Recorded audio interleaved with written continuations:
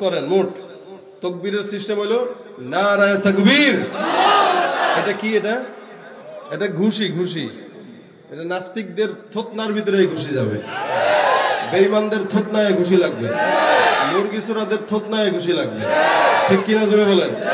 যতদিন এই ঘুষি থাকবে মুসলমানদেরকে কেউ ডরাবে না, ভয় পাবে, সবাই ভয় পাবে। নাস্তিকরাও ভয় পাবে, ইহুদিরাও ভয় পাবে, মুসলমানদের জয় হবে ইনশাআল্লাহ। জবান খুলে বলেন নারে তাকবীর। থাকবে আওয়াজ? বিয়ে করছেন তো? করছেন কারা কারা করছেন? আলহামদুলিল্লাহ। আপনি করেন নাই? করেন নাই? এই করছেন কারা? অনেকে হাত তুলতেছে না, দুইটা মনে হয় করার ইচ্ছা। আলহামদুলিল্লাহ। নারে তাকবীর। শুধু বিবাহিতরা নারে তাকবীর। আচ্ছা, এবার করেন নাই কারা?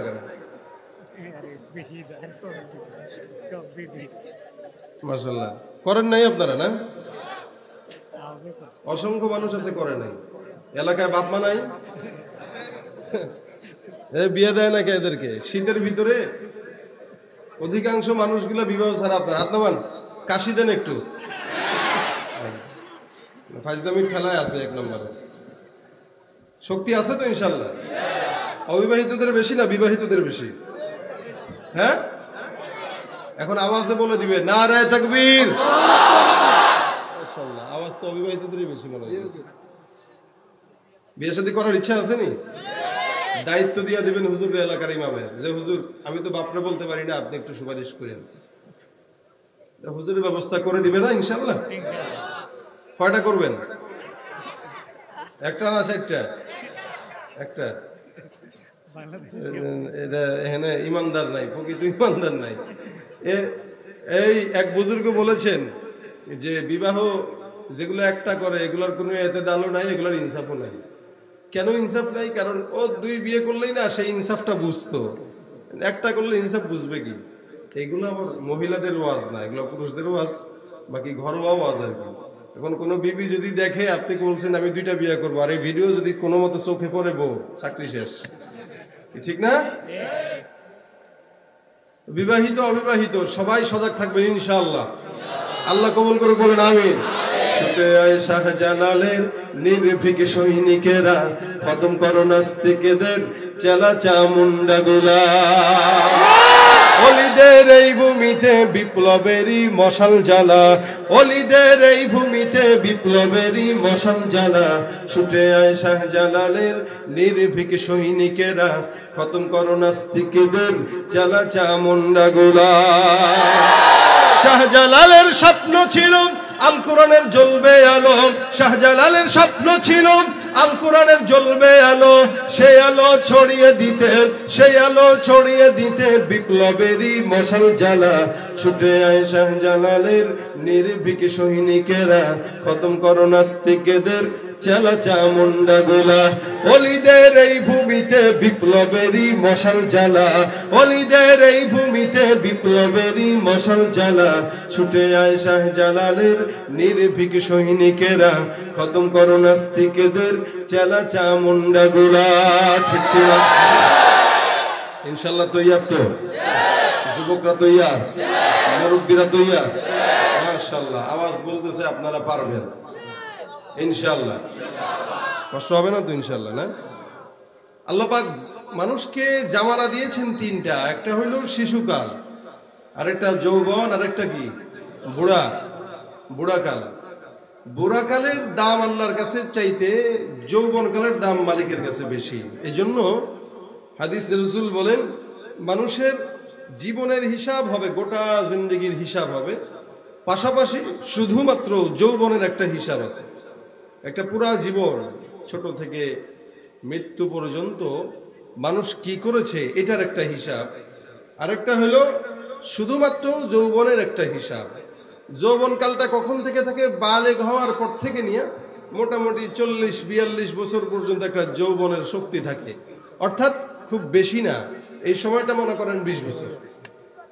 এই যৌবনের 20 বছর যে একটা আছে, এই বয়সেই মানুষ যা আকাম করে, এই বয়সেই যা চুরি করে, এই বয়সেই যা জেনা করে, এই বয়সেই যা অত্যাচার করে, এই বয়সেই যতটুকু দাপট, সব এই শক্তির বয়সটায়। এর আগের এবং পরের বয়সটা উভয়ের থাকে দুর্বল, যেটা আল্লাহ পাক বলেন আল্লাহুল্লাযী খালাকাকুম মিন দুফ সুম্মা জাআলা মিন বা'দি দুফিন কুওয়া সুম্মা জাআলা মিন বা'দি কুওয়াতিন দুফা। প্রথমে আমি আল্লাহ দুর্বল বানাই, এরকম দুর্বল আর কেউ না। গোটা দুনিয়ার ভিতরে যত সৃষ্টি দেখেন, এই সমস্ত সৃষ্টির ভিতরে মানুষ সবচেয়ে বেশি দুর্বল। একটা গরু, একটা ছাগল, একটা বিড়াল, একটা কুকুর, এটা জন্মের পরে সাথে সাথে তাকে কেউ শিখায় দেওয়া লাগে না সে কিভাবে হাঁটবে অথবা কিভাবে চলবে অথবা কিভাবে দুধ খাবে, এটা শিখায় দেওয়া লাগে না। কিন্তু মানুষকে শিখায় দেওয়া লাগে। এটা ছাগল জন্মের পরে সাথে সাথে কোন জায়গায় মায়ের দুধ থাকে ওই জায়গায় মুখ দিয়ে কিভাবে খেতে হয় এটাও জানে, কুকুরও জানে। ওই দুধ মুখে দিলে যে আসে না, এটাকে উপর দিকে খোঁচা দেওয়া লাগে, একটা গোতা দেয়, তারপরে আসে। এই পন্থাটা তাকে শিখাইছেন কে? আল্লাহ শিখাইছে। কিন্তু একটা বাচ্চা ও জন্মগ্রহণ করার পরে সে দুধ কোনটা এটা চিনে না, ওর দাদি অথবা নানি মায়ের স্তনে তার মুখ লাগায় দেয়, তারপরে সে খাইতে পারে, চুষতে পারে, আর কিছু পারে না। কতটা দুর্বল! একটা গরু জন্মের পরে সাথে সাথে সে দাঁড়ায় যেতে শিখে, দাঁড়াতে চেষ্টা করে, পাখি দাঁড়াতে চেষ্টা করে, উঠতে চেষ্টা করে। কিন্তু মানুষ 2 বছর 2.5 বছর হয়ে যায়, তারপরে আস্তে ধীরে তার মুখে কথা ফুটে, সে ভালো মন্দ মোটামুটি কিছুটা হাঁটাহাঁটি শিখতে পারে। এতটা দুর্বল। এই জন্য আল্লাহ পাক বান্দাকে বলে ওয়াকানাল ইনসানু দাঈফা। শুধুমাত্র শক্তির দিক থেকে না, আমি চতুর্দিক থেকে বান্দাকে দুর্বল বানাইলাম, যে এই দুর্বলটা অন্য কোনো প্রাণী না। একটা গরু যান, একটা ছাগল যান, একটা মহিষ যান, সবল। মানুষ দুর্বল। কিন্তু আল্লাহ পাক দুর্বলের প্রতি যতটুকু সদয়, দুর্বলের প্রতি যতটুকু মহাব্বত রাখেন, অতটুকু মহাব্বত সবলের উপরে আল্লাহ পাক রাখে না। কারণ সবল তো এমনিতেই সবল, আর দুর্বল তো দুর্বলই। দুর্বলের পাশে না থাকলে দুর্বল চলবে কি করে? এই কারণে আসমান জমিন যা কিছু বানান আল্লাহ পাক রব্বুল আলামিন সমস্ত দুনিয়ার ভিতরে দামি মানুষকে বানাইছেন। আল্লাহ পাক আশরাফুল মাখলুকাত, আশরাফুল মাখলুকাতের মতো দামি আর কোনো বান্দা দুনিয়ার জিন্দেগিতে নাই। সমস্ত দুনিয়ার ভিতরে আসমান জমিন পাহাড় সৈন্য সামন্ত যা কিছু আছে আল্লাহ পাক রব্বুল আলামিন বলেন সবকিছুর ভিতরে দামি বানায় দিলাম একমাত্র মানুষকে। এই মানুষের মতো দামি আর কেউ নাই। গোটা পৃথিবীর ভিতরে গরু দামি না, মহিষ দামি না, ছাগল দামি না, সিংহ দামি না, বাঘ দামি না, দামিকে। আসমান সুন্দর না, জমিন সুন্দর না, পাহাড় সুন্দর না, সমুদ্র সুন্দর না, সুন্দরকে মানুষ। আল্লাহ পাক বলেন আমি আল্লাহ দুনিয়ার জিন্দেগিতে উত্তম সুরতে আর সিরাতে সবচেয়ে দামি বানাইলাম একমাত্র মানুষকে। এই মানুষকে আমি আল্লাহ বড় মহাব্বত দিয়ে বানাইলাম। আসমান জমিনতে আল্লাহ পাক রব্বুল আলামিন বানায়, কেমনে বানায়? বলে ইন্নামা আমরুহু ইযা আরাদা শাইআন আইয়াকুলা লাহু কুন ফায়াকুন। গোটা দুনিয়াটা আল্লাহ পাক রব্বুল আলামিন বানায় দেয়। আসমানটা বানাইতে মালিকের কিন্তু সময় লাগে না, জমিনটা বানাইতে কিন্তু মালিকের সময় লাগে না, পাহাড়টা বানাইতে মালিকের সময় লাগে না। মালিক যদি চান, আল্লাহ পাক যদি বলেন হে আসমান, সঙ্গে সঙ্গে আসমানটা হয়ে যায়। আল্লাহ পাক আয়াতের ভিতরে বলেন আমি আল্লাহ যদি কোনো কিছু বানানোর জন্য ফিকির করি, একবার শুধু বলি হও, আসমানটা হয়ে যায়, জমিনটা হয়ে যায়। কিন্তু আমি সমস্ত দুনিয়া বানাইলাম 6 দিনে। ফি সিত্তাতি আইয়াম, আসমান জমিন পাহাড় সমুদ্র নক্ষত্র সব বানাইলো কয় দিনে? বলে 6 দিনে। কেন 6 দিনে বানাইলো? বলে এটা আমার জন্য, বান্দার জন্য একটা শিক্ষা। বান্দা তোমরাও যদি কোনো কিছু করতে যাও, খবরদার তড়িঘড়ি দরকার নাই। কারণ যেই জিনিসটা বান্দা আল্লাহ পাক রব্বুল আলামিনের কোনো কাজ যদি বান্দা করতে যায়, ওই জিনিসের ভিতরে যদি বান্দা তাড়াহুড়া করে বরকত হয় না। আল্লাহ পাক বলে ওয়াকানাল ইনসানু আজুলা। বান্দারা খালি তাড়াহুড়া করতে চায়, বান্দারা খালি তড়িঘড়ি কাজ করতে চায়, আঙুল ফুলে কলা গাছ হইতে চায়। মনে রাখবা, আঙুল ফুলে কোনো বান্দা যদি কলা গাছ হয়, কলা গাছ কিন্তু বেশি দিন টিকে না। কারণ মানুষের জনগণের টাকা চুরি করে কলা গাছ হয়েছে কয়দিন? আর ক্ষমতা যতদিন আছে ততদিন। তারপরে সরকার বাড়ি দখল করে ফেলায়, ঠিক কিনা? যতদিন টাকা আছে, সামর্থ্য আছে, কামায়, ড্রাইভার হয়েও বিশাল কোটিপতির মালিক হয়ে যায়। এই মুসলমান চেলা চামুন্ডা হয়ে আঙ্গুল ফুলে কলা গাছ হয়। এই আল্লাহ পাক বলে যেই জিনিসটা ধীরে ধীরে হয় ওইটার বরকত হয়। সুতরাং আসমানটা যদি চাইতাম, আসমানটা আমি একদিনে বানাইতে পারতাম, এক মুহূর্তে বানাইতে পারতাম, এক সেকেন্ডে বানাইতে পারতাম। আল্লাহ পাক বলে গোটা দুনিয়াটা আমি 6 দিনে বানাইলাম। তার মানে তাড়াহুড়া করা আল্লাহর কাজ না, ধীরে সুস্থে করা আল্লাহর কাজ। সমস্ত দুনিয়াটা আল্লাহ পাক রব্বুল আলামিন সৃষ্টি করার পর গোটা দুনিয়ার ভিতরে কোনো মানুষ আল্লাহ পাক তখনো বানায় নাই। আসমান জমিন গ্রহ নক্ষত্র জিন জাতি ফেরেশতা বানানো শেষ, এখন মানুষকে বানাইবে। মানুষকে আল্লাহ পাক রব্বুল আলামিন সুন্দর করে বানায় দিলেন, সমস্ত কিছু আদেশ দেয়া বানাইলো। মানুষকে কেমনে বানায়? আল্লাহ পাক বলে আমি আল্লাহ যখন মানুষকে বানানোর ফিকির করলাম, মানুষকে সুন্দর করে আমি আল্লাহ মাটি দিয়া সুন্দর করে মূর্তি আকারে সামনে ফেলায় রাখলাম বানায়া। এতদিন পর্যন্ত মানুষ নড়তে পারে না, চড়তে পারে না। এই মানুষকে আমি আল্লাহ পাক রব্বুল আলামিন যখন বানাইলাম, বানানোর পর মুখটা তার সুন্দর করে আবার নিজের কুদরতে হাতে দিলাম। এই আসমানটা আমি আদেশ দিয়া বানাইলাম, জমিনটা আদেশ দিয়া বানাইলাম, পাহাড়টাও আদেশ দিয়া বানাইলাম। মাগার মানুষ যখন বানাই, এই মানুষকে আদেশ দিয়া না, আমি আল্লাহ আমার নিজের কুদরতের হাত দিয়া বান্দাকে বানায় দিলাম। চক্ষুটা আল্লাহ পাক রব্বুল আলামিন লেপে লেপে বানায়, জবানটা লেপে লেপে বানায়, গালটা লেপে লেপে বানায়। কার হাতে? আল্লাহ পাক বলে খলাকতুকা বিয়াদাইয়া বানি আদম, হে বনি আদম আমি আল্লাহ আমার নিজের কুদরতি হাত দিয়া বানাইলাম। এই কুদরতের হাত দিয়া বানাইলো যেই মালিক, যাকে বানাইলো তার দাম কম না বেশি? বানাইলো আল্লাহ। বানাইলো কাকে? বান্দাকে। এই বান্দাকে আদেশ দিয়া বানায় নাই, আল্লাহর কুদরতি হাত দিয়া বানায়। রব্বুল আলামিন বলে যেহেতু আমার কুদরতে হাত দিয়া তোর জবান বানাইলাম, আমার কুদরতের হাত দিয়া তোর চোখ বানাইলাম, আমার কুদরতের হাত দিয়া তোর নাক বানাইলাম, বুঝতে হবে ওই কুদরতের জবান দিয়া দুনিয়ার মানুষের গোলামি না, গোলামি যদি করা লাগে আল্লাহর গোলামি করা লাগবে, ঠিক কিনা? যেই কুদরতের হাত দিয়া বান্দার জবান আল্লাহ পাক রব্বুল আলামিন বানায়, ওই জবান দিয়া দিল্লির গোলামি না, আমেরিকার গোলামি না, গোলামি চলবে কার? বানাইছে আল্লাহ, খাওয়ায় আল্লাহ, পড়ায় আল্লাহ, জমিন আল্লাহর, আসমান আল্লাহর, পাহাড় আল্লাহর, সমুদ্র আল্লাহর, বাঁচি আল্লাহর দয়ায়, খাই আল্লাহর, নিজের খায়া আল্লাহর, খায়া আল্লাহর, পয়রা আল্লাহর দুনিয়াতে থাইকা অন্য কারো গোলামি করতে পারি না, ঠিক কিনা? বন্ধু যদি থেকে থাকে আল্লাহ, দুনিয়ার জিন্দেগিতে মালিক ছাড়া অন্য কোনো বন্ধু নাই, দুনিয়ার জিন্দেগিতে মালিক ছাড়া অন্য কোনো মুনিব নাই, দুনিয়ার জিন্দেগিতে আল্লাহ ছাড়া অন্য কোনো জিকির নাই। আল্লাহ বলে বান্দা তোর জবানটা আমি আল্লাহর কুদরতি হাতে বানাইলাম, জিহ্বাটা আমি আল্লাহর কুদরতি হাতে বানাইলাম। খবরদার বান্দা জিহ্বাটা দিয়া অন্য কাউরে ডাকিস না, জিহ্বাটা দিয়া অন্য কারো পা চাটিস না। জিহ্বা দিয়া যদি গোলামি আর জিকির করা লাগে, উযকুরুল্লাহ যিকরান কাসীরা, বেশি বেশি জবান দিয়া জিকির হবে এটা হলো আল্লাহর জিকিরওয়ালা জবান, যেই জবানটা আল্লাহ পাক নিজের কুদরতি হাতে বানাইলো। আল্লাহ পাক বলে হে বান্দা দুনিয়ার জীবনে তোমাকে আমি আল্লাহ অনেক অঙ্গ প্রত্যঙ্গ দিলাম, হাতটাও একটা অঙ্গ, পাটাও একটা অঙ্গ, মাথাটাও একটা অঙ্গ, শরীরের সমস্ত কিছুর ব্যথা আছে। মাঝে মাঝে হাত ব্যথা করে, মাঝে মাঝে পাও ব্যথা করে, মাঝে মাঝে মাথা ব্যথা করে। জবান মুসলমান মাঝে মাঝে চোখ ব্যথা করে, চোখ ব্যথা করলে চশমা দিয়ে দেয়, মাথা ব্যথা করলে না পায় এক্সট্রা খায়, ঘাড় ব্যথা করে, গলা ব্যথাও আছে, বুকের ব্যথাও আছে, পিঠের ব্যথাও আছে। মানুষের প্রত্যেকটা অঙ্গ প্রত্যঙ্গের ব্যথা আছে।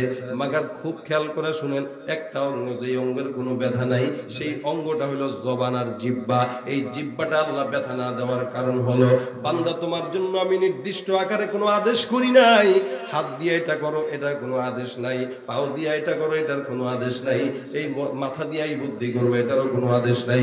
চক্ষু দিয়া অমুক জায়গায় তাকাবে, এটার কোনো আদেশ নাই। মাগার জবানটা আমি আল্লাহ যেটা বানায় দিলাম, কোনো ব্যথাও হয় না, কোনো ঔষধও নাই। আমি আল্লাহ আদেশ করলাম উযকুরুল্লাহ যিকরান কাসীরা, বান্দার জবানটা আমি আল্লাহ দান করলাম। এই জবান দিয়া 24টা ঘন্টা যদি ডাকতে হয়, গোলামি করতে হয়, একমাত্র ডাক হবে আল্লাহ আল্লাহ আল্লাহ, ঠিক কিনা? এটা হলো জবানের কাজ। এই জবানের কাজ হলো আল্লাহকে ডাকা, জবানের কাজ হলো মাওলার জিকির করা, জবানের কাজ অন্যের গীবত করা না, জবানের কাজ অন্যের দোষ ধরা না, জবানের কাজ অন্যের ভুল ধরে না। রাসূল বলেন আমি জাহান্নামের ভিতরে অধিকাংশ বান্দাকে দেখলাম যারা তাদের জবানের পদস্খলনের কারণে জাহান্নামে গেছে, একমাত্র জবানের ভুলের কারণে জাহান্নামে গেছে।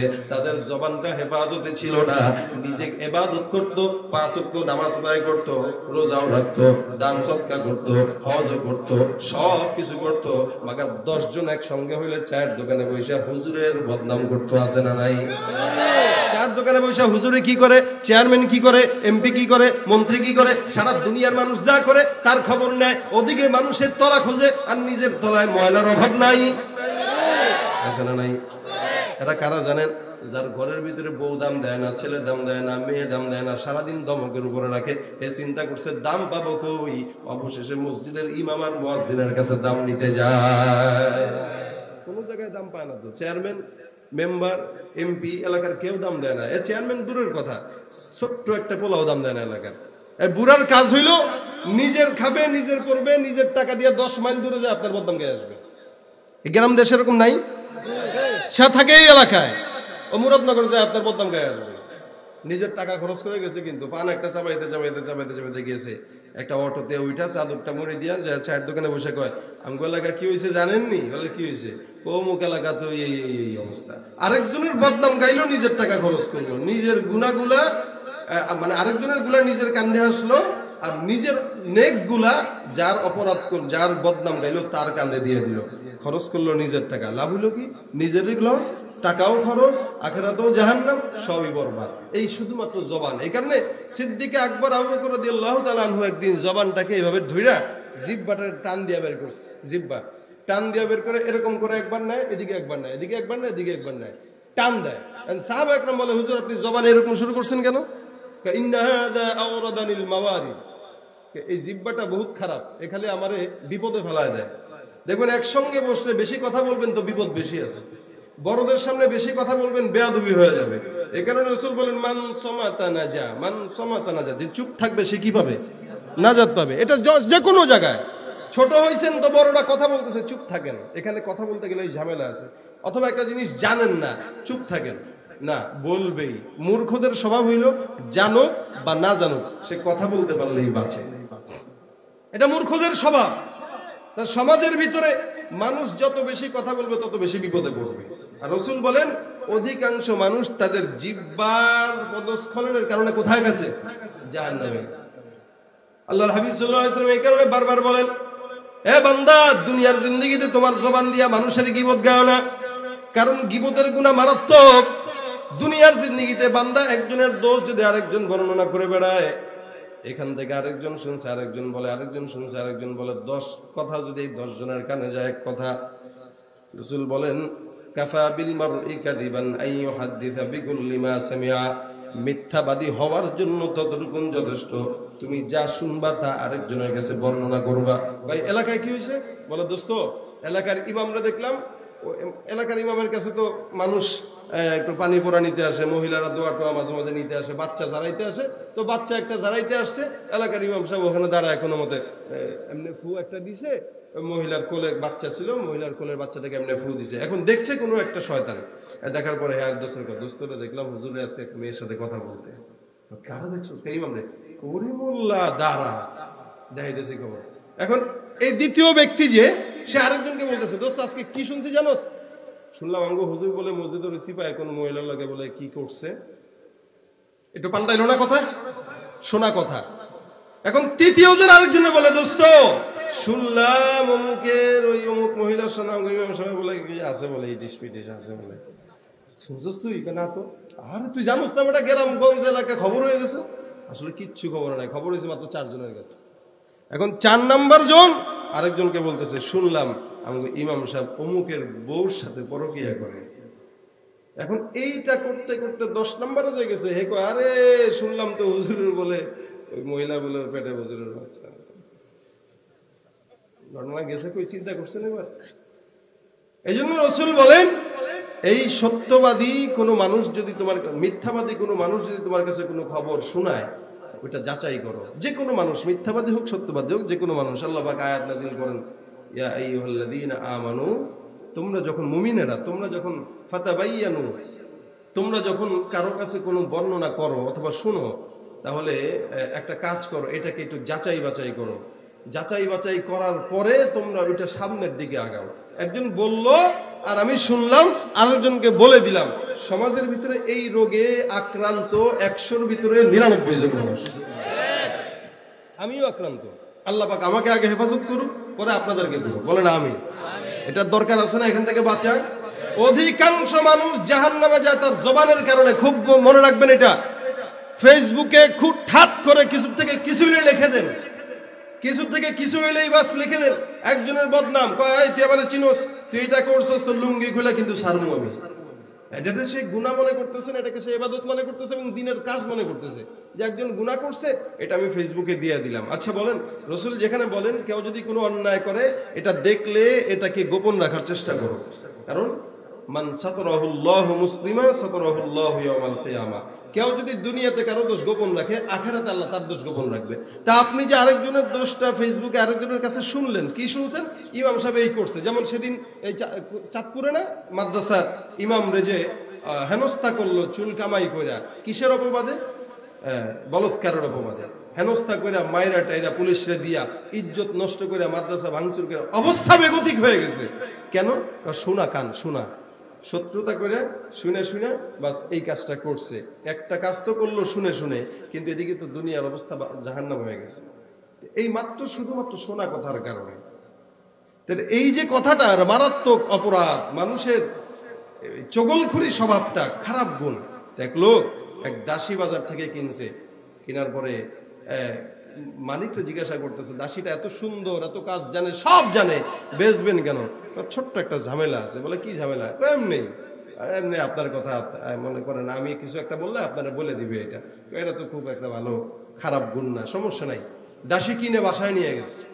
এখন বাসায় নেওয়ার পরে স্বামী স্ত্রী দুজনকেই খুব মহব্বত করে। এই দাসী মানে মেয়েটা মহব্বত করে, এদিক দিয়ে স্বামীরেও ভালো রাখে, বউরেও ভালো রাখে। একদিন, 2 দিন, 3 দিন যায়, আর স্বামীরে বলে, আহারে উনি, আমি আপনার খাই, আপনার পরি, সব কিছু আপনার করি, আমি আপনাকে একটা হেল্প করতে চাই, কিন্তু কেমনে করি, কেমনে বলি, আমি তো এটা কেমনে বলবো? আল্লাহ, আমি যদি মাটির সাথে মিশে যাইতে পারতাম এই কথা বলার আগে। এখন মনিব কয়, কি হয়েছে রে? বলে, মারাত্মক একটা খবর, আপনাকে বলবো কিনা, আপনি বিশ্বাস করেন কিনা? কেন বিশ্বাস করবো? আমারে কিছু বলতে পারবেন না? কেন বলবো না? আমার মনে হয় আপনার বিবি পাশের বাড়ির কারোর সাথে কিছু একটা করে। কি বলেছেন? কেন আপনি, আমি জানতাম আপনি বিশ্বাস করবেন না, থাক বাদ দেন, আমার মহব্বতের তো কোনো দাম নাই, আর কি করার আছে, কি বলার আছে, থাক বাদ দেন, থাক থাক কিছু না। এখন এই যে একটা দিল ঔষধ, কিছু সন্দেহ ঢুকছে না ঢুকে নাই? স্বামী মনে মনে চিন্তা করে, দাসী যদিও কথাটা বলছে, কথাটা তো সত্যতা থাকতে পারে, 1 দিন 2 দিন 3 দিন। এখন এদিক দিয়ে আবার বিবিকে যায় বলে, ওগো আপনি আমার বইন, আপনি আমার মনিব, আমার মনিবের বউ, আপনারে আমি তার চাইতে বেশি মহব্বত করি, কিন্তু কেমনে আপনারা বলি? বলে, কি কেমনে বলিস? একটা কথা আছে। কি কথা বল? কয় কথাটা কেমনে বলি, আল্লাহর কসম, আল্লাহ যদি আমার যদি এই কথা বলার আগে আল্লাহ মাইরা দিত আমারে। বল বেটা, দং টং বাদ দিয়ে বল। এখন মেয়ে বলতেছে, আহা আপনার স্বামী কত ভালো মনে করছে, 5 ওয়াক্ত নামাজ পড়ে, তাহাজ্জুদ পড়ে, জিকির আজকার সবতে গেছে সম্ভবত। কি বললি? মেয়েরা তো একটু এমন সন্দেহ করবো, কি বললি? বলে হ্যাঁ। আসলেই? বলে হ্যাঁ। আপনি বিশ্বাস যদি না করেন থাক, আর বলবো না। না না, বিশ্বাস করছি আমি, এবারটার এই দোষ থাকতে পারে, আমারা কেমন জানি ইদানিং মহব্বত কম করে। রাসূল বলেন, অধিকাংশ মহিলারা জাহান্নামে যায়। জাহান্নামের ভিতরে অধিকাংশ মহিলারা কেন? বলে কাসুরাল লানা, এরা অধিক লানত করে মানুষকে, আর স্বামীর উপর অপবাদ দেয়। সারা জিন্দেগি ভর আপনি শাড়ি দিবেন, সালোয়ার কামিজ দিবেন, খাওয়াইবেন, আরামসে রাখবেন, একদিন খালি একটা জিনিস আনতে বলছে, আনবেন না, বলবে তোমার ঘরে এসে জিন্দেগিতে সুখ পাইলাম না। বলে নাই এলাকা? এটা মেয়েদের একটা স্বভাব, রাসূলের হাদিস। রাসূল বলে এই কারণে মেয়েরা অধিকাংশই জাহান্নামী হয়। এতটুক মহব্বত করছেন, এখন রাত্রেবেলা অফিস থেকে 12টার দিকে আইসা যদি স্ত্রীর লাগে এত খোশ গল্প করার কি আর মন মানসিকতা থাকে? এখন কেন ঘুমাইছেন? এই বেটা মনে হয় অফিসের কলিগের লাগে ফিরিত মেরে আইসেন, লাগে আমার মজা লাগে না, কি বলে না? অনেক মানুষের এই সমস্ত কেস আছে, আমাদের কাছে তো অনেকে প্রশ্ন করে, আমরা জানি, অসংখ্য মহিলার আছে এগুলা। এখন এই বেচারি যে শুনছে, বেচারির অবস্থা এখন বেগতিক। একদিন যায়, 2 দিন যায়, 3 দিন যায়, 4 দিন যায়, প্রমাণ কি? এখন আচ্ছা বলতো, এখন একদিন মহিলা ডাক দিয়া বলতেছে একটা কাজ করো, কি করলে আমার স্বামীরা আমার দিকে করতে পারে, একটু তাবিজ টাবিজ তুই দিতে পারবি? তাবিজের বড়টা দিতে পারবো, কি লাগবে আপনার বলেন। দাসীরে বলতেছে একটা কাজ কর, আমার একটু তাবিজ পড়ায় না দে, স্বামী যেন আমার আমি ছাড়া আর কিচ্ছু যেন না বুঝে। তাহলে তো একটা জিনিস দরকার আছে। তাহলে কি দরকার? আপনার একটা কাজ করতে হবে, কাজটা বড় একটা কাজ, সেটা আপনি স্বামীকে প্রত্যেক দিন মহব্বত বাড়ায় দিবেন। হে তো আমার মহব্বত বাড়া না। ঠিক আছে, তাহলে একটা কাজ করেন, কাজটা হলো স্বামীর এই যে গর্দান, এই গর্দানের চুল আমার কাছে কাইটা দিবেন এক গোছা, এটা যেন সে না জানে, এই চুল দিয়ে তারা এই তাবিজ টাবিজ করা হবে। একবার ঠিক আছে, ওদিক দিয়ে স্বামীরা কি বলছে, কাহা কেমনে আপনারা বলি, আজকে তো একটা জিনিস দেখলাম। বলে কি দেখলাম? দেখলাম ওই যেই বেটার সাথে আপনার বউর সম্পর্ক, ওর সাথে চুক্তি হয়েছে, সম্ভবত আজকে রাত আপনারা মারতে আসবে, আপনি কিন্তু আজকে রাত্রে একটু সজাগ থাকেন, খবরদার। বলে কেন, কেমনে মারতে আসবে? চাকু নিয়ে আজকে আপনারে, সম্ভবত আমি যেটা শুনলাম আর কি, আমি তো এত কিছু জানি না, আমি যা শুনি তাই তো আপনারা বলি, আপনারা আজকে চাকু দিয়ে মনে হয় গর্দান কাটতে আসতে পারে, একটু সাবধানে দেখেন। আচ্ছা গেল, উভয়ের কাছে উভয় কথা। রাত্রেবেলা স্বামী ঘুমাইছে সুন্দর করে, চোখ মিট মিট করে তাকায় আছে, এদিক দিয়ে বউ চাকু নিয়ে আস্তে আস্তে আসতেছে। বোর নিয়ত ভালো না খারাপ? ভালো। কি নিবে সে? এদিক থেকে চুলটা একটু নিবে আর কি, এদিক থেকে। এখন সে চুরি নিয়ে আস্তে আস্তে আস্তে আস্তে এসে এসে মোটামুটি বিছানার উপরে বসে এই জায়গায় হাত দিছে, তো স্বামী তো সজাগ, ঠুস করে তো চুরিটা ধইরা স্ত্রীর মোটামুটি পেটের ভিতরে ঢুকাই দিছে, শেষ জামর। আর দাসের ইচ্ছা ছিল হলো এটা যে মোটামুটি যদি এটারে মাইরা আমি যদি বউ হইতে পারি। কাজের বেটিরা করে না, ঢাকা শহরের কাজের মহিলার অভাব নাই, অনেকে আছে কাজের মেয়ে রাখে ঘরের ভিতরে। এই কাজের মেয়েগুলো এই কূটনীতিক বুদ্ধিগুলো কইরা মোটামুটি স্বামী স্ত্রীর ভিতরে দ্বন্দ্ব লাগায় বেটার লাগে ভাগার চেষ্টা করে। এটা এই সমাজের ভিতরে একটা না দুইটা না, অসংখ্য সমাজে হইতেছে এটা। আপনারা জানেন না, গ্রামে থাকেন বলে, কারণ গ্রামে তো কাজের মহিলা দরকার হয় না, ঢাকা শহরে অসংখ্য দরকার হয়। এই যে অবস্থা, আচ্ছা বলেন, ছোট একটা বদনাম ছিল যে আমার দাসের সব কিছু ভালো, খারাপ খালি একটা, মেয়ের সব ভালো, হুজুর খালি বিয়ের আগে একটা সন্তান হয়েছিল, এছাড়া সব ভালো আছে। কি মেয়ে নিয়ে দাম আছে? কথা বলে না কেন? ঘুমান আপনারা? এই মেয়ে কি ভালো না খারাপ বলেন? সব ভালো, একটা জিনিস খারাপ, বিয়ের আগে বাচ্চা হয়েছে, এটাই খারাপ, আর কিছু খারাপ না। আমার ছেলে সব ভালো, হুজুর মাঝে মাঝে একটু গাঞ্জা টানে, টানে, এটা সমস্যা না, এটা ঠিক হয়ে যাবে। আরে সন্তান যদি খারাপ হয় বেশি কিছু লাগে না, একটা জিনিসের যথেষ্ট, ঠিক না? এই জন্য রাসূল বলেন অধিকাংশ জবানের কারণে মানুষ জাহান্নামে যায়, অধিকাংশ মানুষ জাহান্নামে যায় জবানের কারণে। এ কারণে কারো কথা শুনলে এটাকে আগে যাচাই করা, যে কথাটা কে বলছে, অমুকে বলছে, অমুক তুমি কার থেকে শুনছো? অমুকের থেকে। তুমি কার থেকে? অমুকের থেকে। তার মানে এই কথার কোনো ভিত্তি নাই, এটা 10 কান ঘুরে আসছে, তো এটা খারাপ অবস্থায় আছে। এই জন্যই আল্লাহ পাক রব্বুল আলামিন বলেন জবানের হেফাজত করা। জবানটা দিলাম কেন? গীবতের জন্য না, কিসের জন্য? বলে মাওলার জিকিরের জন্য। বান্দা আল্লাহর জিকির করবে জবান দিয়া, কারণ সব জিনিসের ব্যথা আছে, জবানের ব্যথা নাই। আল্লাহ পাক রব্বুল আলামিন বান্দাকে দুইটা ক্ষুধা দিছে, একটা হলো পেটের ক্ষুধা, আরেকটা হলো তার দিলের ক্ষুধা। পেটের ক্ষুধার খাবার তার জবান দিয়া চাবায় চাবায় খায়, ভাত খায়, রুটি খায়, এটা সেটা খাইলে পেট ভরে যায়। কিন্তু মুমিনের জবানের যখন, মুমিনের অন্তরের যখন ক্ষুধা হয়, অন্তরের ক্ষুধাটা মুমিন তার জবান দিয়া শেষ করবে। আর অন্তরের ক্ষুধা যদি বান্দা তার নিভাইতে চায়, আল্লাহ পাক বলেন আলা বিযিকিরিল্লাহি তাতমাইন্নুল কুলুব। দুনিয়ার জিন্দেগিতে কোন মুমিন বান্দা যদি থাকো, আমি আল্লাহ পাক রব্বুল আলামিন বললাম বান্দা, দুনিয়ার জিন্দেগিতে তোমার অন্তরটা যদি পরিপূর্ণ করতে চাও, আল্লাহ পাক রব্বুল আলামিন বলে বান্দা খবরদার, তোমার জবান দিয়া অন্য কারো গোলামি না, জবান দিয়া একমাত্র আল্লাহর খায়া, আল্লাহর পরে আল্লাহর দুনিয়াতে থাইকা একমাত্র জবানের ভিতরে যেই নাম উঠাবা সেই নামটা কি? বলে আল্লাহ, আল্লাহ, আল্লাহ, আল্লাহ। আল্লাহর মতো ভালো বন্ধু দুনিয়ার জমিনে আর কেউ পাবে না, কিছু বলেন তো? আপনার নেতাও তো আপনার ভালো বন্ধু না। যতদিন পর্যন্ত টাকা আছে ততদিন আপনার দাম, যতদিন নেতার ক্ষমতা আছে ততদিন আপনার বন্ধুত্ব করতে পারবে। নেতার ক্ষমতা শেষ, আপনাকে সে কোনোদিন সহযোগিতা করতে পারবে না। এ মুসলমান, যেই নেতার পিছনে ঘুরেন 10,000 টাকা 5,000 টাকার জন্য, মনে করছেন নেতা মনে হয় মাস শেষে আপনার টাকা দিবে চা খাওয়ার।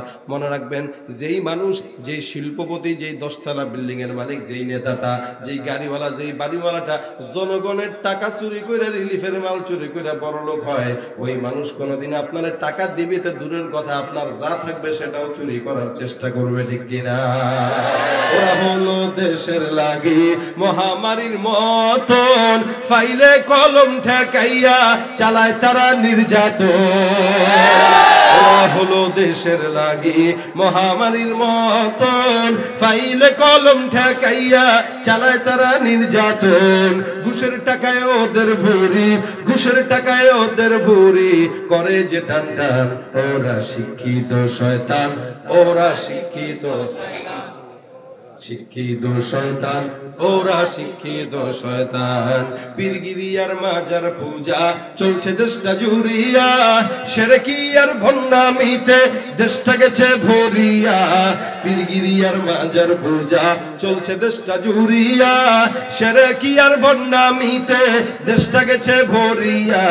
গাজার কলকি টান মারিয়া, গাজার কলকি টান মারিয়া দেখায় খাজার শান। ওরা শিক্ষিত শয়তান, ওরা শিক্ষিত শয়তান, ওরা শিক্ষিত শয়তান, ওরা শিক্ষিত শয়তান। আলেম নামে কত দেখো টাকার মোহে পড়িয়া, স্বার্থের পিছে দৌড়াইতেছে কোরআন হাদিস ছাড়িয়া। জিহাদ ছেড়ে কেউ বা ধরছে, জিহাদ ছেড়ে কেউ বা ধরছে দরবেশের ভান। ওরাই শিক্ষিত শয়তান, ওরা শিক্ষিত শয়তান, ওরা শিক্ষিত শয়তান, ওরা শিক্ষিত শয়তান।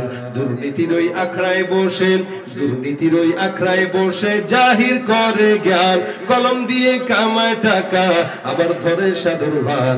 ওরা শিক্ষিত শয়তান, ওরা শিক্ষিত শয়তান, ওরা শিক্ষিত শয়তান, ওরা শিক্ষিত শয়তান।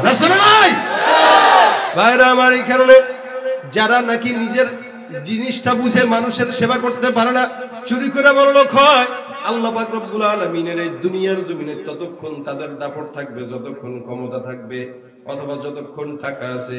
আপনার বন্ধুর যতক্ষণ ক্ষমতা ততক্ষণ আপনার কাছে দাম, আপনার যতক্ষণ টাকা ততক্ষণ জনগণের কাছে আপনার দাম। আল্লাহ পাক বলে, এই কারণে যেই মানুষের ক্ষমতা ফুরায় যায়, যেই মানুষের অর্থ ফুরায় যায়, ওই মানুষের কাছে তুমি নিজের বন্ধুত্বের প্রকাশ করো না। যদি যেই মানুষের, যে যার নাকি ক্ষমতার কোনোদিন শেষ হয় না, অর্থের কোনোদিন শেষ হয় না, যার দাপটও কোনোদিন শেষ হয় না, বন্ধু যদি বানানো লাগে, একমাত্র বন্ধু হওয়ার যোগ্যতা রাখেন সেই আল্লাহ। এই জন্য জন্মের পর থেকে বন্ধুত্ব করবো আল্লাহর সাথে। আমি আমার ছোট্টকাল জীবনে একমাত্র আমাকে মায়ের পেট থেকে লালন করে বড় করেছেন আল্লাহ। যেই মায়ের পেটে আমার খাবারের অন্য কোনো উপায় ছিল না, যেই মায়ের পেটে রব্বুল আলামিন মায়ের নারীর সঙ্গে আমার নারীর সম্পর্কটা লাগায় আমাকে মায়ের পেটের ভিতরে খাবার দান করেছে। এছাড়া আমার কোনো খাবারের মতো কোনো যথেষ্ট মাধ্যম ছিল না। মায়ের পেট থেকে বের হওয়ার পর আমাকে আল্লাহ পাক রব্বুল আলামিন মায়ের দুধ দিয়া বড় করেছে। এই দুধটা যদি ঠান্ডা থাকতো আমার ঠান্ডার ভিতরে সমস্যা হইতো, কিন্তু আল্লাহ পাক মায়ের স্তনের দুধটা আমার জন্য কুমকুম কুসুম গরমটা রেখে দিয়েছে, যেটা কোনো গরম বেশিও না বেশি ঠান্ডাও না। আল্লাহ পাক ওটাকে বেশি মিষ্টিও দেয় নাই, আবার আল্লাহ পাক সেটাকে কোনো ঝালও দেয় নাই। আল্লাহ পাক বান্দার জন্য যতটুকু দরকার ততটুকু উপযুক্ত করে দুধ বানায় মায়ের স্তনের ভিতরে দিয়ে আপনাকে আমাকে বড় করায় দিছে। যখন নাকি আপনার বয়স 1.5 বছর হয়ে গেল, আস্তে আস্তে দাঁত দুইটা দিয়া দিল। এখন দাঁত দিয়া বিস্কুট চাবায় খাইতে পারেন, রুটি চাবায় খাইতে পারেন। 2.5 বছর হয়ে গেল, এখন হাঁটা শিখে গেলেন আপনি। এ মুসলমান, এই যে ছোট্ট থেকে আপনি যখন দুর্বল ছিলেন, আল্লাহ পাক বলে, আল্লাহুল্লাযী খালাকাকুম মিন দুফিন সুম্মা জাআলা মিন বাদি দুফিন কুওয়া। আমি আল্লাহ তোমাকে 8-9 বছর পর্যন্ত দুর্বল বানাইলাম। দুর্বল বানানোর পর রব্বুল আলামিন বলে, বান্দা এখন তোমাকে আস্তে আস্তে সবল বানাইলাম। এখন তোমার যখন আস্তে আস্তে ঘাটটা মোটা হওয়া শুরু হয়ে গেল, এখন যখন শরীরে শক্তি এখন শরীরের ভিতরে এখন তোমার পাওয়ার আসছে, শক্তি যখন বেড়ে গেছে, এখন তোমার দাপট আর কেউ দেখে না, এখন তোমার দাপটে এলাকার মানুষ থাকতে পারে না, এখন তোমার ক্ষমতার দাপটে এলাকার মানুষ ভয় পায়। এতদিন তুমি ছিলা দুর্বল, এখন তোমার সাহস বেড়ে গেছে, এখন দাপটও বেড়ে গেছে। এখন যখন হাতে আমি আল্লাহ শক্তি দিলাম, এখন হাতের শক্তি নিয়ে তুমি জনগণের সামনে বলো হাত ভেঙে দিবা। আরে শক্তি তো এতদিন তোমার ছিল না, এখন তোমার শক্তি হইল, এখন তুমি হাত ভাঙতে চাও কার? আল্লাহ বলে বান্দা, যেই হাতটা দিয়া তুমি মানুষের হাত ভাঙতে চাও, এই হাতটাও কিন্তু একদিন ভেঙে যাবে। এই নমরুদও কিন্তু বাঁচতে পারে নাই, ফেরাউনও কিন্তু টিকতে পারে নাই, তোর চাইতে বড় পাওয়ারফুলরাও কিন্তু টিকে নাই। ল্যাংড়া মশা দিয়ে আমি আল্লাহ শেষ করে দিছি, তোর মতো ছাগলের রাম ছাগলের চামচিকারে আমি আল্লাহ শেষ করতে ল্যাংড়া মশাও দরকার নাই। আমি আল্লাহ পিঁপড়া দিয়েও কিন্তু ধরে শেষ করতে পারি, আমি আল্লাহ গজব দিয়েও কিন্তু শেষ করতে পারি। এ মুসলমান নবীর উম্মত, এই কারণে শক্তি যখন বান্দা হয়, এই শক্তি দিয়া কিন্তু আল্লাহর দুনিয়ার জিন্দেগিতে আল্লাহর পথে শক্তি ব্যয় করা দরকার। শক্তি আছে, ব্যয় করব কোথায়? ফ্রান্সের বিরুদ্ধে আন্দোলনের জন্য মিছিলে যায় শক্তি ব্যয় করব। শক্তি আছে, ব্যয় করার জায়গা কোথায়? বলে ইহুদি খ্রিস্টানের বিরুদ্ধে জিহাদ করে শক্তি ব্যয় করব। শক্তি যদি থাকে নাচ গানের মাধ্যমে শক্তি ব্যয় করে না। আল্লাহ বলে বান্দা, এই সময়টা এমন খতরনাক সময়, এই জন্য হাদিস শরীফে রাসূল বলেন, কোন বান্দা যদি দুনিয়ার জিন্দেগিতে তার যৌবনটা আল্লাহ পাকের ইবাদতে সময় কাটায় দেয়, আল্লাহ পাক রব্বুল আলামিন আরশের ময়দানে 7 প্রকার মানুষকে সেদিন ছায়া দান করবে। ওর ভিতরে এমন এক দল, আল্লাহর হাবিব বলে ওয়াশাবুন লিইবাদাতিল্লাহি তাআলা, ওই শক্তি পাওয়ার পর যৌবন বয়সটা যেই বান্দাটা আল্লাহর রেজামন্দি আর ইবাদতে কাটাইছে, ঠিক কিনা? এই জন্য যৌবন বয়সটা, যৌবন আসলে গানের কনসার্টে যাব না, মাহফিলে আসবো। যৌবন বয়সটা কাটাইতে প্যান্ডেলে ওয়াজ মাহফিলে না যায়, ওই যদি কোনো জায়গায় গানের কনসার্টে যায়, তাহলে যৌবনটা ভালো পথে ব্যয় হয় না। আল্লাহ পাক বলে, যখন যেটা দিলাম ওই জিনিসটা পাওয়ার পর, রাসূল করিম হাদিসের ভিতরে বলেন, শেষ হওয়ার আগে ওই জিনিসটার কদর করো। যৌবন শেষ হওয়ার আগে যৌবনের কদর করো। যৌবন আছে সিগারেট বাদ দাও, যৌবন বয়সের দাড়িটা উঠায় দাও। যৌবন আছে সিগারেট বাদ দাও, গাঞ্জা বাদ দাও, ইয়াবা বাদ দাও, মানুষের সঙ্গে খারাপ ব্যবহার বাদ দাও। এ মুসলমান, তুমি একদিন দুর্বল ছিল, তুমি কিন্তু সবল ছিলে না। আল্লাহ পাক বলে, এই সবল হওয়ার পর আবারও তোমাকে দুর্বল হওয়া লাগবে না, লাগবে না। যারা 80 বছরের বয়স, তাদেরকে জিজ্ঞাসা করেন, ক্ষমতা কিন্তু তাদেরও ছিল না? ক্ষমতা তাদেরও ছিল, তারাও দাপট দেখাইছে, কিন্তু এখন শেষ, থুরথুরে বুড়া। এখন এলাকার পিচ্চিও তারা দাম দেয় না, নাতিও দাম দেয় না, 4 আনার কোনো দাম নাই। যৌবন বয়সে যতটুকু ইবাদত করতে পারবেন, মুরব্বী বয়সে ততটুকু করা যায় না, যায়? আরে যৌবন বয়সে শীতের বেলায় 1 ওযু দিয়া 4 ওয়াক্ত নামাজ পড়া যায়, আসর পড়া যায়, মাগরিব পড়া যায়, এশা পড়া যায়, এরপর ওযু ভাঙে না। আর বুড়া যখন হয়, তখন 1 ওয়াক্তের ওযু একবার করলে 1 ওয়াক্ত নামাজ পড়া যায় না। হাত ধুইছে, মুখ ধুইছে, নাকে পানি নিছে, মোটামুটি মাথা মাসে করবে, সবকিছু শেষ, ওযু শেষ হয়ে যায়। মানে 1 ওযুর জন্য 3 বার বদনা পানি নেওয়া লাগে, কি নাই? আবার নামাজে দাঁড়ায় গেছে, এবার মসজিদে ঢুকবে, মানে ওযু করছে, ওযু শেষ, মোটামুটি একটু উঠছে, ওঠার পরে এই যে পেটে একটা চাপ লাগছে, উঠতে যায়, ওই চাপে আবার ওযু শেষ। নাতি বলে, কি ব্যাপার দাদা, এই ফসফস আওয়াজ খালি কিছুক্ষণ পর পর আসে কে? তুইও তো একদিন বুড়া হবি, ফসফস তুইও খুলবি। তাহলে আপনার আমার মতো শক্তি একসময় তারও ছিল, 1 ওযুতে সেও মোটামুটি 3 ওয়াক্ত নামাজ পড়ছে, কিন্তু এখন আর বেইল নাই, কিন্তু এখন নামাজের দিকে ঝুঁকছে। আল্লাহ কয়, যখন ঝুঁকার দরকার ছিল তখন ঝুঁকস নাই, এখন বুড়া বয়সে মসজিদে ধরে লাভ কি? এখন টাইম তো, ঘরে তো আর কেউ দাম দেয় না, যাবে কই? এজন্য মসজিদে এসে পড়ে থাকে।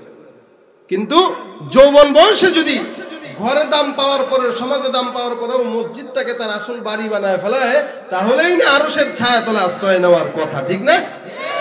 এজন্য শক্তি থাকে, মাগার শক্তিকে শেষ হওয়ার আগে কাজে লাগানো লাগে। যৌবন কাল পায়া যুবকেরা বাস মাস্তি করে বেড়ায়, 31 নাইট পায়া খুব হুলস্থুল অবস্থা। কক্সবাজারে গেলে মোটামুটি কত দোস্ত, এই বয়সটা হইলো পিরিতির বয়স, স্কুলে পড়স, কয়টা লোকে করছস? একটাও না। দুর্বটা ব্যাক কল, আমি করছি কয়টা জানোস? বলে এইটা নিয়ে মোটামুটি 21টা 22টা 12 হইতেছে। মানে দেখ, সবার লাগবে না, নাউজুবিল্লাহ লাগবে। হুন্ডার ভিতরে তলে যদি একজনের বসায়, মোটামুটি ওরে জোর বাড়ে। আগে যদি চালাইতো 50-এ, এখন একটা লেডিস বসানোর পরে টান হয়ে গেছে 120-এ। নাই? গাছের নিচে নিচে বসে বসে যুবকরা, মাশাআল্লাহ এখন তো স্কুল কলেজ বন্ধ, দেখা যায় কম। ওটা খুললে মোটামুটি স্কুলের নাম দিয়া, কোচিং সেন্টারের নাম দিয়া গাছের নিচে কোচিং সেন্টার বানায় ফেলায় যুবকেরা। গাছের নিচে কোচিং, প্রত্যেকটা গাছের নিচে কোচিং সেন্টার। কি করো? কোচিং করতেছি। এটা কোচিং। ছাত্র একজন, টিচার একজন, ঠিক না? ছাত্রী একজন, টিচার একজন, কোচিং সেন্টার খুলে গেছে। বাস যৌবনের তাড়নায় পুরা করে এগুলা। কেই বয়সে না করলে কোন বয়সে করবো? বয়স তো এটাই।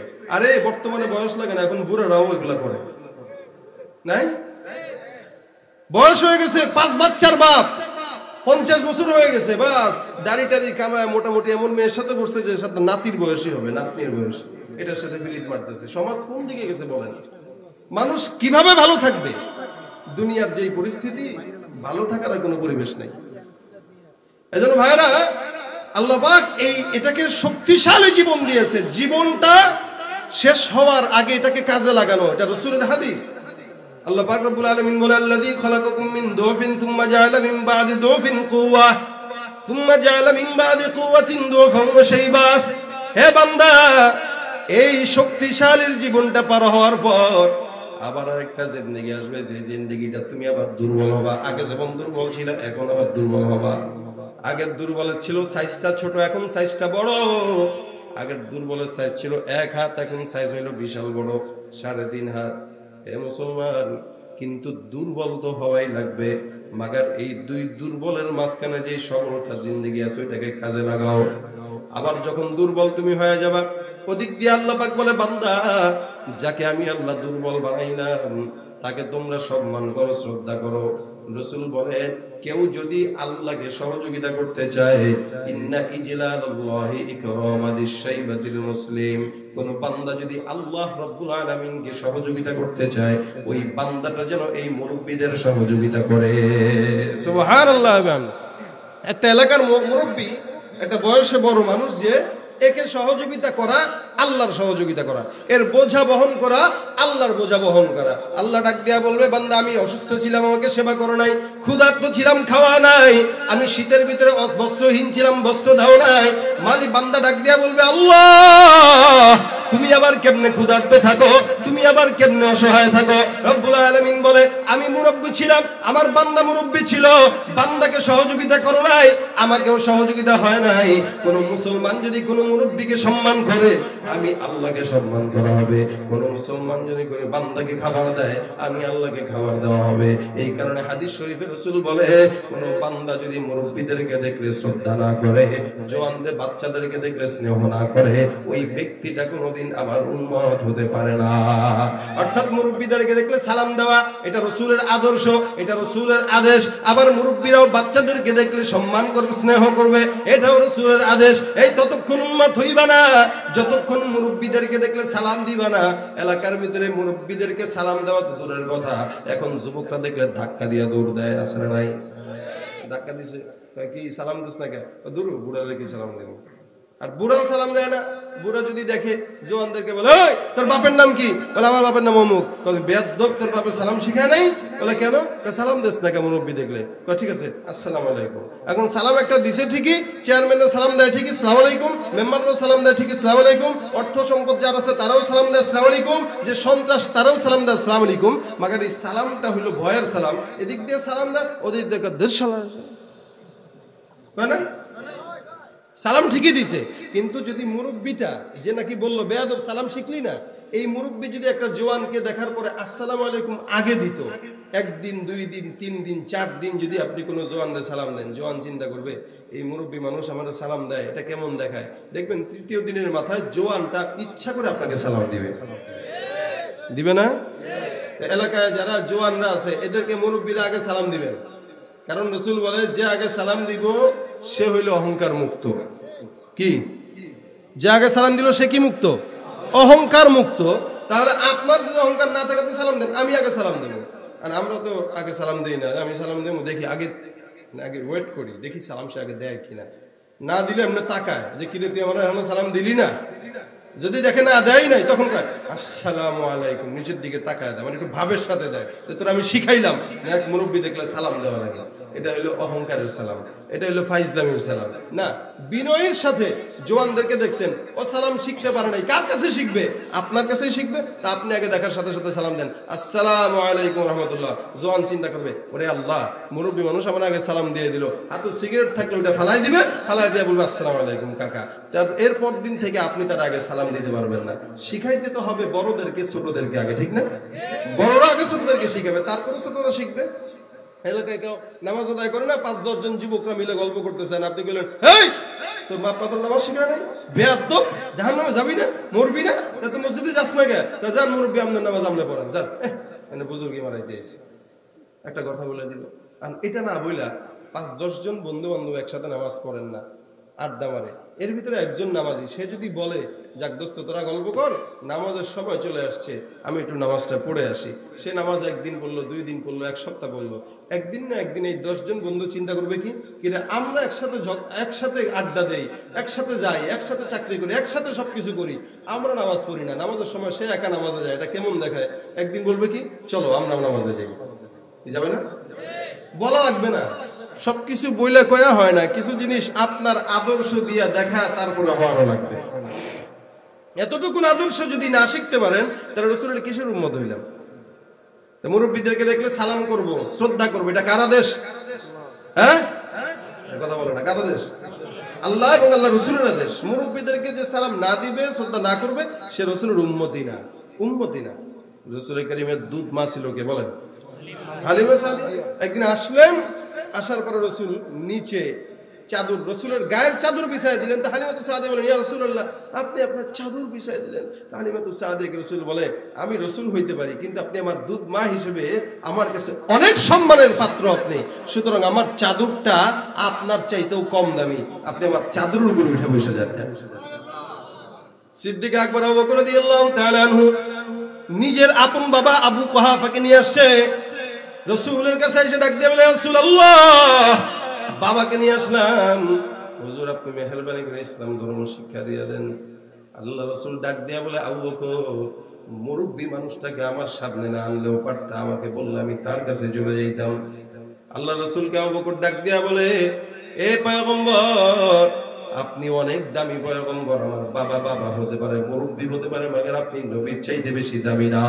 আল্লাহ রাসূল বলে, এ আবু বকরের বাবা আবু কুহাফা, আপনার কাছে ক্ষমা চাই, আমি জওয়ান মানুষ, আপনার কাছে যাওয়া দরকার ছিল, মাফ করবেন, তবে আমি আপনার কাছে একটা দাওয়াত দেওয়ার জন্য এখানে আনলাম। কি দাওয়াত? বলে, আমার হাতে হাত রেখে বায়াত করে কালেমা পড়ে দিন, একবার মুসলমান হয়ে যান। আবু বকরের বাপ ডাক দিয়া বলে, আবু বকর, যেই পয়গম্বরের ভিতরে এতটুকুন ভদ্রতা, একজন মুরব্বীর প্রতি এতটুকুন শ্রদ্ধা, ওই পয়গম্বর কোনোদিন মিথ্যা হতে পারে না। ওই পয়গম্বর সত্য নবী, সেই নবীর হাতে হাতে রেখে বায়াত করে আমি আবু বকর তোমার বাবা মুসলমান হয়ে গেলাম। এতটুকুন ভদ্রতার, সামাজিকতা, শ্রদ্ধা দেখে আবু বকরের বাপ মুসলমান হয়ে গেছে। আমাদের ভিতরে শ্রদ্ধা যদি থাকতো, সমাজের ভিতরে কোনো মানুষ, সমাজের ভিতরে মারামারি, দ্বন্দ্ব, এগুলো থাকতো না। আমরা আমার বড় ভাইকে শ্রদ্ধা জানি না, মাকে শ্রদ্ধা করতে জানি না, বাপকে শ্রদ্ধা করতে জানি না, আর মারও পর্যন্ত গালি দেয়, বাপরে পর্যন্ত গালি দেয়। নিজের স্বার্থে আঘাত আনলে তাদেরকেও আমরা বিক্রি করতে তৈয়ার হয়ে যাই। ওই জাতির সমাজে দুর্ভোগ আসবে না তো কোন জাতির সমাজে আসবে বলেন? বড়দের ভিতরে যেই জাতির সমাজে বড়দের সম্মান নাই, ছোটদের স্নেহ নাই, ওই জাতি তো কোনোদিন আল্লাহর কাছে দামি হইতে পারে না। আল্লাহ পাক রব্বুল আলামিন বলেন, বান্দা, এই কারণে মুরব্বীদেরকে আমি যাদেরকে বানাইলাম তোমাদের সম্মানের পাত্র। জওয়ানরা যারা আছেন, এলাকার যুবকরা যারা আছেন, ছোটরা যারা আছেন, খুব ধ্যান করে শুনেন। আজকে থেকে নিয়ত করব, আল্লাহকে সহযোগিতা করার দরকার আছে না নাই? বেশি না কম? তাহলে রাসূল বলেন, কেউ যদি আল্লাহকে সহযোগিতা করতে চায়, সাহায্য করতে চায়, সম্মান করতে চায়, ওই বান্দাটা যেন তার মুরব্বীদেরকে দেখে সম্মান করে, আগে আগে সালাম দেয়, আগে আগে শ্রদ্ধা করে। মুরব্বীকে শ্রদ্ধা করা, সম্মান করা, আল্লাহকে শ্রদ্ধা করা, সম্মান করার সমান। মুরব্বীদেরকে দেখতে সালাম দেবো তো ইনশাআল্লাহ? জওয়ানরা ইনশাআল্লাহ দেবেন তো? মাকে, আমরা ঘরের ভিতরে এগুলো আমরা লজ্জা পাই, মাকে সালাম দিতে, বাবাকে সালাম দিতে লজ্জা পাই। লজ্জা কিসের? সবচেয়ে কাছের বন্ধু তো আমার বাবা অথবা মা। এর চাইতে ভালো বন্ধু তার কেউ হইতে পারে না। এখন এখানে বাবা মাদের কিছু মিস্টেক থাকে, বাপ মারা সন্তানকে আপন বানাইতে পারে না বলেই সন্তান অন্য বন্ধুরা আপন বানায় পরে, যা যত সব কিছু করে ওই বন্ধুকে জানায় করে, বাপ মাকে না জানায় ইগনোর করে বন্ধুর কাছে চলে যায়। এখানে বাপ মার কমিউনিকেশন গ্যাপ থাকার কারণে এটা হয়। এই জন্য বাপ মারাও মনে করতে হবে আমার সন্তানটা আমার বন্ধু, সন্তানকেও মনে করতে হবে বাপ মা বন্ধু, তাহলে এদের ভিতরে আন্ডারস্ট্যান্ডিং ভালো হবে, ঠিক না?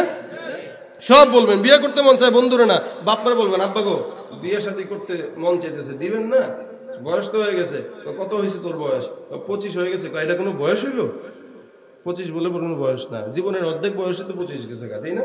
আমি 1-2 বছর আগে না কত বছর আগে এক মাহফিলে গেছিলাম, মনে পড়ে না। মাহফিলে যাওয়ার পরে মাহফিলের সভাপতি খাবার টাবার খাওয়ার শেষ, এখন বলতেছে হুজুর আমার বাচ্চা একটা মেয়ে আছে, এটা দোয়া করে দিবেন, আপনার খুব ভক্ত। তা আমি ঠিক আছে মাশাআল্লাহ আনেন। বাচ্চা মেয়ে আনবে এটা তো কোনো আপত্তি নাই, বাচ্চা মেয়ে আনছে, উনি নেকাব টেকাব পরায় এটা না সুন্দর করে নিয়ে আসছে, হিজাব পরাইছে, নেকাব না হিজাব, হিজাব পরায় নিয়ে আসছে। আমি বলতেছি কই আপনার বাচ্চা মেয়ে নিয়ে আসেন, ইনি কে? হুজুর এটাই তোমার মেয়ে। বললাম পরে কি?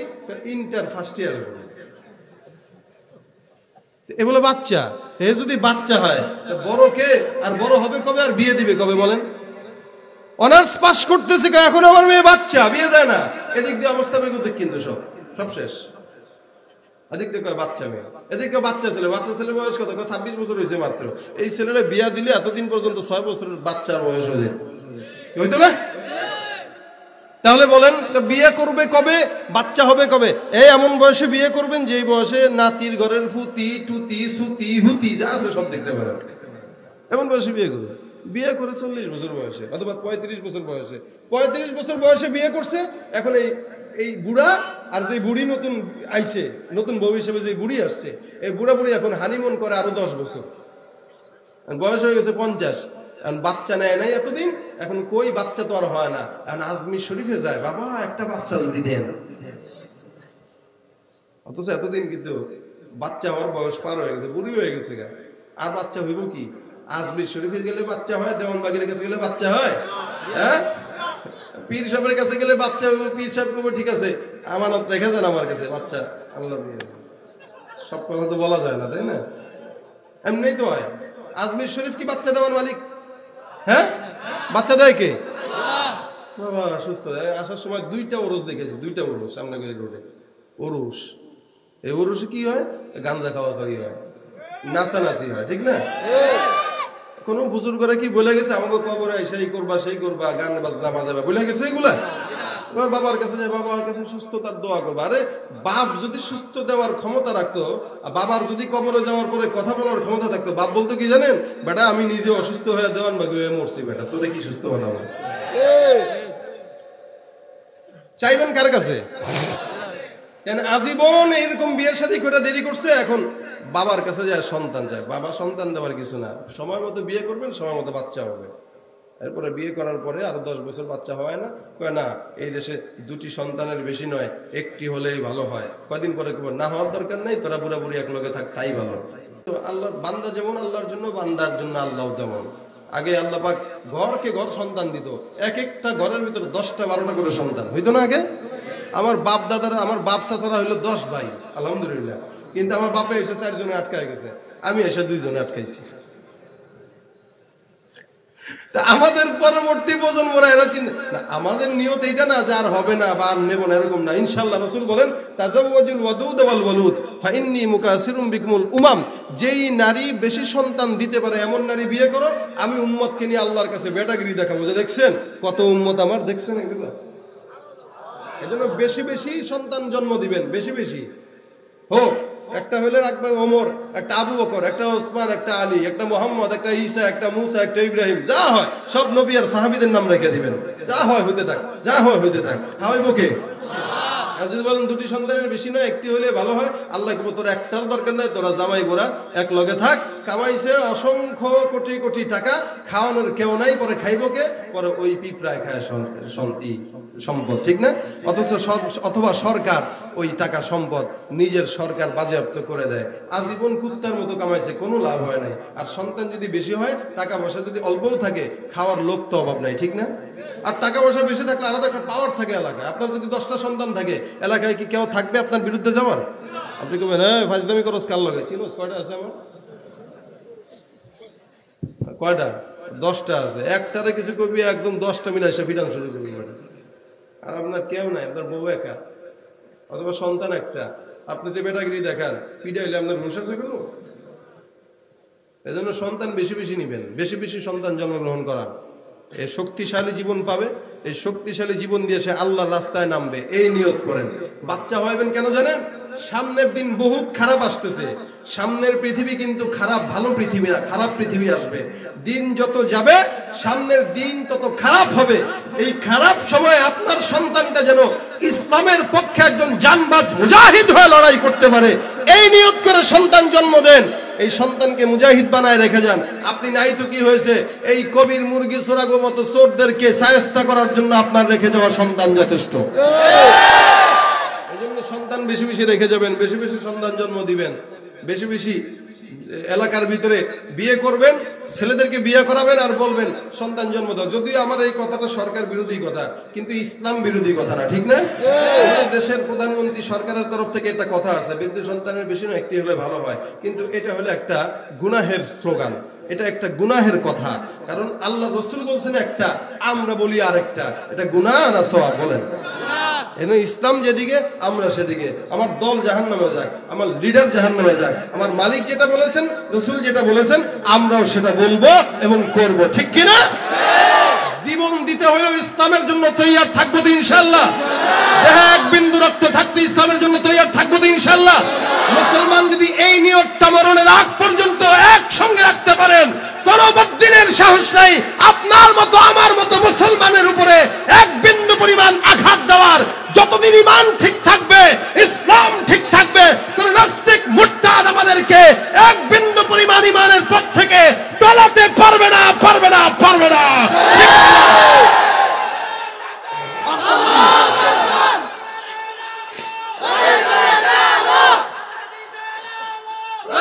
পথে চলবো এতে কেউ বাধা দিলে দেখ না দিলে না দেখ আলহামদুলিল্লাহ কিন্তু বাধা দিলেও চলা লাগবে আমার যত বড় লিডার মানি দিন শেষে এখানে যারা দল করে আমাদের প্রত্যেকের দল একটা ইসলাম ঠিক না ওরা আমাদেরকে যখন আঘাত দেয় তখন তারা দল বুঝে না তখন তারা বুঝে আমি মুসলমান কিনা ঠিক না তখন তারা বুঝে কি আমি মুসলমান কিনা তাহলে আমি কেন দেখব যে আমরা আওয়ামী লীগ বিএনপি চরমোনাই হেফাজত জাতীয় পার্টি এই সেই হ্যান ত্যান একদম একদম আমরা কেন এই পরিচয় দেখব আমাদেরও পরিচয় দেখার কোনো সুযোগ নাই আমাদের পরিচয় একটাই আমরা মুসলমান কি ঠিক কিনা যুবক তুমি বাঙালি হও কিংবা ইন্ডিয়া কিংবা জার্মানি জাপানি কিংবা চাইনিজ রাশিয়া স্প্যানিশ ড্যানিশ ফরাসি কিংবা ব্রিটিশ আমেরিকা আরবি আজমি ইরানি তুরানি তুর্কি বা আফগান মুসলমান মুসলমান তুমি তো মুসলমান তুমি সাদা হও কিবা কালো হও দেখো রক্ত তোমার লাল সুখী হও কিবা দুঃখী হও দেখো ঈমান নির্ভেজাল কাছে রও কিবা দূরে রও তবু কাবাই তোমার ঘর স্লোগানে তোমার কেঁপে ওঠে আজ পৃথিবীটা থরথর মৃত্যু তোমায় জানাই সালাম দূরে থাকে শয়তান মুসলমান মুসলমান তুমি তো মুসলমান ঠিক কিনা পরিচয় কি মুসলমান পরিচয় নিয়ে বাঁচবো মুসলমান পরিচয় নিয়ে মরবো ইনশাআল্লাহ বাস তিনটা সময়ের মূল্যায়ন করব কোন সময়কে বলেন মাঝামাঝি একটা দুইটা তিনটা এই যে মাঝামাঝি এই সময়টা এটাকে মূল্যায়ন করা এবং এটাকে মূল্যায়ন করতে গেলে আমার ওই মসজিদ মাদ্রাসা ইসলামের ভিতরে আসা লাগবে না লাগবে না যতই এটাকে পছন্দ না করেন যতই মোল্লা এদের বিরুদ্ধে বলেন যত ইসলামের বিপক্ষে অবস্থান নেন এখানে আসা লাগবেই আপনার বাপেও আসছে আপনিও আসবেন আপনার পুতেও আসবে কি ঠিক না দাদাও আসছিল ইসলাম ছাড়া দেশে কোনো কিছু টিকে নাই টিকবেও না ইনশাআল্লাহ আল্লাহ পাক আমাদের সকলকে ইসলাম মোতাবেক চলার তৌফিক দান করুন মুরব্বিদেরকে সম্মান করবো তো ইনশাআল্লাহ বাসায় যে সালামের প্রচলনটা ঘটাবো আজকে প্রত্যেকেই আমাদের বাপ মার সাথে আমাদের সম্পর্ক নষ্ট হওয়ার পিছনে কারণ এগুলা মহাব্বত নাই আর মহাব্বত তৈরি হবে সালামের মাধ্যমে যত বেশি সালাম মুরব্বিদেরকে দেব এত বেশি তত বেশি শত্রুতা বাদ দিয়ে বন্ধুত্ব সমাজে পরিচালিত হবে ইনশাআল্লাহ। শত্রুতার বন্ধন বন্ধুতে আবদ্ধ হতে পারে শুধুমাত্র একটা কাজ, এটা হলো সালাম। আমরা সালামের প্রচলন ঘটাবো, মুরব্বীদেরকে শ্রদ্ধা করব, সম্মান করব, সালাম দেব এবং মুরব্বীরাও ছোটদেরকে স্নেহ করব। আজকে যেই ভাইয়েরা এই মাহফিলের আয়োজন করেছে, আমাদের অধিকাংশই ভাইয়েরা যুবক। এই যুবকদেরকে সবসময় আমরা সেবা করব, ইসলামের জন্য কাজ করতে এবং সহযোগিতা করব, উৎসাহিত করব। যুবকরা এলাকার ভিতরে যদি এই ওয়াজ মাহফিল ইসলামী কাজগুলোতে তারা যুক্ত হয়ে যায়, তাহলে ইনশাআল্লাহ সমাজ ভালো হবে না খারাপ হবে? বলেন, ভালো হবে। এই জন্য আমরা চাই আমাদের যুবক ভাইরা গান এই সমস্ত জিনিস থেকে ফিরে এসে আল্লাহর দ্বীনের রাস্তাগুলোতে যেন সমাজে পরিচালিত হতে পারে। আল্লাহ পাকের কাছে আমরা দোয়া করব, আল্লাহ পাক যেন আমাদের যুবক ভাইদেরকে, এই মাহফিল কমিটিকে, এই মসজিদ আর মাদ্রাসাকে কবুল করে। সকলে বলি আমিন।